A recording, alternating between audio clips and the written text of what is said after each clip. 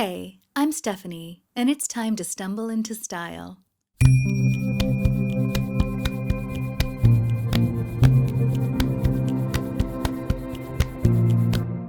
Welcome to Makeup Monday. I'm finally back home, which means I have access to my entire makeup kit. So today I shopped my stash, and I did it with a theme: makeup I missed while I was away. As a side note, the weather is pretty wild today, so if you happen to hear strange noises, it's probably just the wind howling or beating against the sides of the house. But now back to business. Doing my makeup every morning is my personal moment of zen, so I tend to have fun no matter what I use. However, I did feel a few mild pangs of longing for some certain makeup items that I wished I had packed while I was away.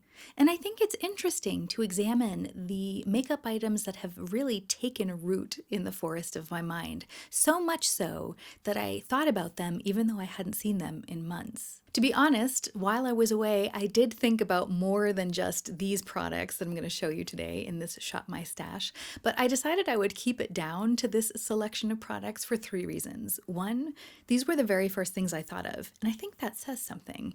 2, I decided I would apply my makeup on camera today, and I only have one face, so there's only so much makeup I can apply before things get absurd. So I thought I'd keep it realistic. And 3, I didn't want to make this video 6 hours long. You're welcome. I'm thinking of you, Zach. Some of the items you'll see me apply today are staples in my kit, so I did have them with me on my trip. I'm not going to be talking a lot about them in this video today. However, if you're interested in seeing what I brought along with me when I was traveling, I did make a video about it, so I'll be sure to link that in case you're interested. But if you'd like to see how I got this look and see how I put it on, then stay tuned. I started off with the Tarte CC color corrector under my eyes, which also came on my trip with me, but I thought I'd briefly mention it today because you can see how it cancels out my dark circles here. Voila! This is the Urban Decay Optical Illusion Primer. It's just basically a sample I have. I've got a huge box of just random primers that people have given me. I'm just trying to make my way through it. This one's nice, but it's been discontinued, so I'm just going to enjoy it while it lasts. The thing I really missed was conditioning my dry, flaky lips with my Fabulips sugar scrub, which does a nice gentle job exfoliating and moisturizing them. I know, dry, flaky lips are gross, but I have them, so I have to deal with them. This little tool doohickey is totally over the top. You can just use your finger or a Q-tip or a toothbrush and do the same job. But it came in the set and it tickles, so I keep using it. Then I had to wipe the sugar off my lips to put on my Bite Beauty Agave lip mask. I'm so sad this is discontinued because it was my favorite thing for dry lips. I really missed the thin consistency yet medium to high coverage of this Dior Forever Skin Correct concealer while I was gone, and I really enjoy the fact that the finish isn't too luminous. I have hollows under my eyes, and if a product reflects too much light, it can draw attention to them. This concealer is really easy to blend, it doesn't emphasize the creases under my eyes, and it has that soft matte finish that I really loved, so I really did miss it while I was gone. I thought this product was funny because I actually started missing it once I heard a bunch of beauty YouTubers mentioning this Maybelline Fit Me Foundation in their yearly favorites videos. I use both the matte and poreless and the dewy and smooth versions. I tend to use the matte one in the summer when, my skin's a little bit more luminous on its own, and I use the dewy version during the winter. However, I've been a little bit oily in my T-zone lately, so today I used the matte and poreless in the center of my face, and I used the dewy and smooth Fit Me on the outskirts of my face. Then I covered the pigmentation on my eyelids with my tried and true MAC paint pot in the color Soft Ochre. Here's something I really missed, my brow pen from Stila. I love the Lancome powder brow pencil that I brought on my trip because it just gives the brows some soft definition. But sometimes I like to paint on the individual hairs and define my brows more, and I find that that's easier to do with a brow pen. This one from Stila was always great on stage because it's waterproof and it wouldn't come off under the hot stage lights. But I was surprised at how out of practice I was with this product. It's a good thing I'm back and have time to play with it again. Ah, here's the toy I can't stop talking about, my Lethal Cosmetics liner in the color Hertz. Once my eyes are primed, this goes on very easily and stays on all day.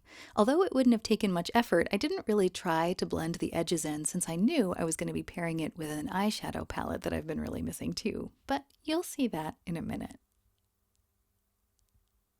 This one is a classic, MAC cream color base in the color Hush. It makes a really nice cream highlight that doesn't emphasize any texture on the skin. My Juice Beauty Cream Blush in the color Flush is also really easy to tap on and adds just a tiny bit of extra sheen to the face. I usually like to bring it up into the crease of my eyes a bit too. And here's the eyeshadow palette that had been on my mind. The Natasha Denona Gold palette is relatively new to me, which is why it looks so pristine. I was so disappointed to hear when it was discontinued because I had lusted after it for so long. I mean, look at the color story. Those mustardy browns are totally my jive. But I randomly found it on clearance at a shop in Munich in October, and I made a snap decision to buy it. And I do not regret it at all.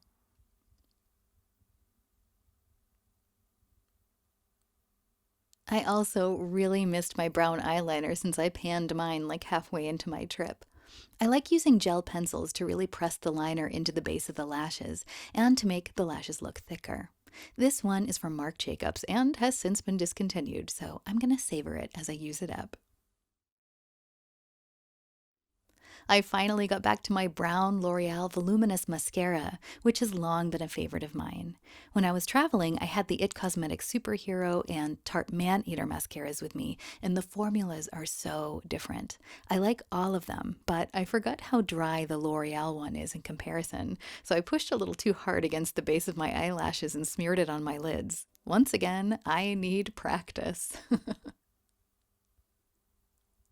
I decided I'd use my e.l.f. Wow Brow Fiber Gel today since it tends to make my brows a bit fluffier than my Maybelline Brow Drama, which is just a straight up brow gel that I had in my travel bag.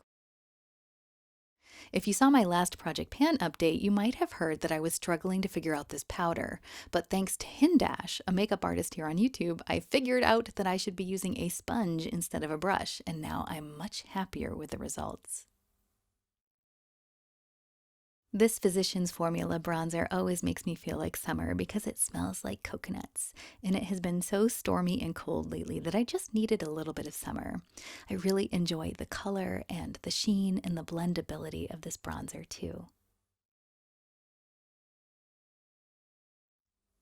I thought this Wet n Wild Coloricon blush in the color Mellow Wine would complement that Juice Beauty cream blush and set it nicely.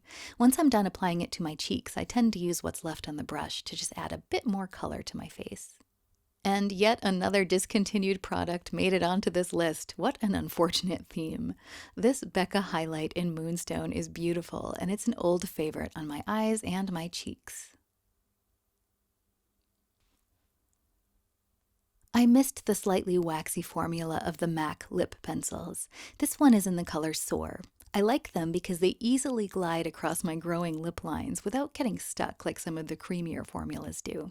So it makes it really easy to overline my lips.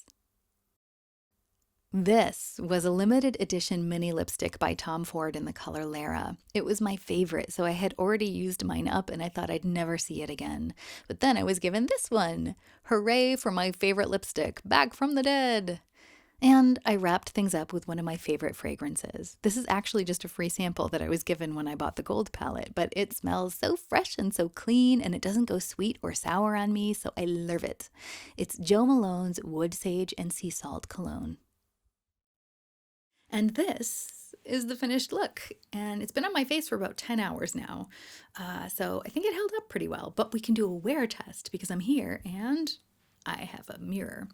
So as notes, I did powder my face one more time during the day, and I did reapply my lipstick before filming. So let's take a look. The foundation is fully intact everywhere, despite the fact that I've been touching my face. So that's pretty good. Blush and bronzer also intact. I do have a bit of shine coming through, but all in all, I'm very happy with it. Good, because I own all of it. It was a whole lot of fun getting to play with these items again, but to be honest, I was also quite surprised at how out of practice I was with certain items. For example, the mascara, simply because formulas can be so different. And so that makes me even more excited to play with it all. Thanks so much for hanging out with me today. If you like content like this, go ahead and give this video a thumbs up and subscribe to see more. I hope you have a wonderful week and that we can all remember that even stumbling can be a form of moving forward. So let's stumble in style.